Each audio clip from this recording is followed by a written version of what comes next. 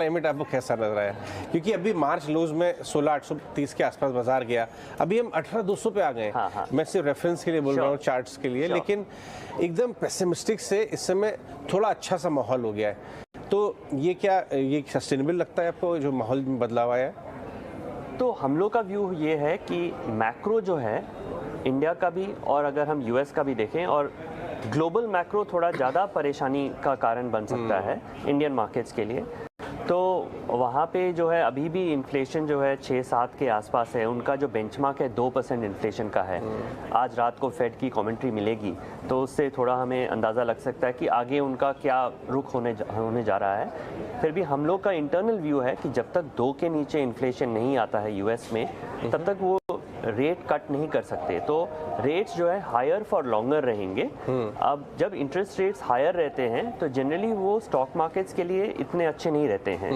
तो इंडिया का भी यही है कि 4 के नीचे जो है आरबीआई का उनका मैंडेट है, सीपीआई का, जो 4 के नीचे इन्फ्लेशन आएगा तो हम रेट कट की बात कर सकते हैं। हो सकता है कि हमारा जो रेट हाइक है वो पूरा हो गया है, अब जो कट करने के लिए थोड़ा टाइम लग सकता है। तो हमारा इंटरनल व्यू है कि ये थोड़ा चॉपी मार्केट ही रहने वाला है। पिछले 18 महीने से हमने कोई रिटर्न्स नहीं देखे हैं, स्टॉक वाइज रिटर्न देखे हैं। तो अगर आप देखें सही स्टॉक से बेट किया हो तो बना है, तो value has done better than growth. आप ये 18 महीने में अगर देखें, वैल्यू ने अच्छा किया है। आप एफएमसीजी में भी देखें तो वैल्यू एफएमसीजी था वो अच्छा किया है, और जो हाई ग्रोथ है वो फ्लैट या डाउन चल रहे हैं। इन हर सेक्टर में आप ये देखेंगे थोड़ा value has out performed growth. हमें लग रहा है कि ये शायद और 6 महीने कंटिन्यू करेगा।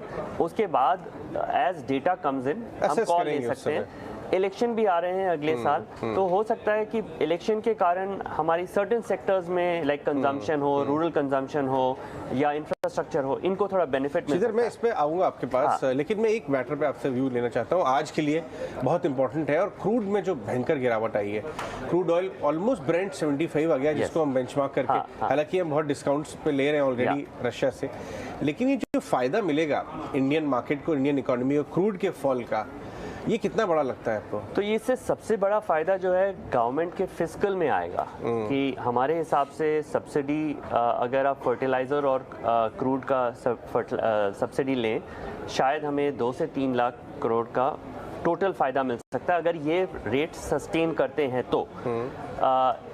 और हमें लगता है कि ये जो है गवर्नमेंट किसी न किसी वे से उसको ट्रांसफ़र कर ही देगी। मे बी एक्चुअल प्राइसेस जो है कम होंगे, लेकिन शायद थोड़ी इसमें जो एक्साइज ड्यूटी है वो शायद कम कर सकते हैं। बट लार्जर बेनिफिट वो किसी और स्कीम से जो है, हो सकता है कि मनरेगा से हो या किसी नल से जल से हो या कोई और स्कीम से, उसको जो है मासेस में ट्रांसफ़र करेंगे। ये हमें लग रहा है क्योंकि इलेक्शन भी आ रही है। बट ये एक मैसिव बेनिफिट है फॉर द कंट्री कि आप जो कमोडिटी प्राइस फॉल से जो हमें बेनिफिट मिलेगी वो आपको करंट अकाउंट डेफिसिट में भी दिखेगा, क्योंकि ये सब हम इंपोर्ट करते थे। तो हो सकता है कि हम डेफिसिट से वेरी क्लोज टू न्यूट्रल या सरप्लस में भी आ सकते हैं। तो ये बहुत ही मैक्रो के लिए बहुत अच्छा है, इंडियन मार्केट के लिए सपोर्ट की बात है। तो ये जो है building blocks for a good bull market going ahead. ये बात आपने बहुत काम की। ये आई वुड से कि ये सब अच्छे बिल्डिंग ब्लॉक्स हैं कि हमारी जो फिस्कल डेफिसिट भी कम हो रही है every year. I would say these are good building blocks. यहाँ पोर्टफोलियो बनाने का टाइम है अभी। बिल्कुल।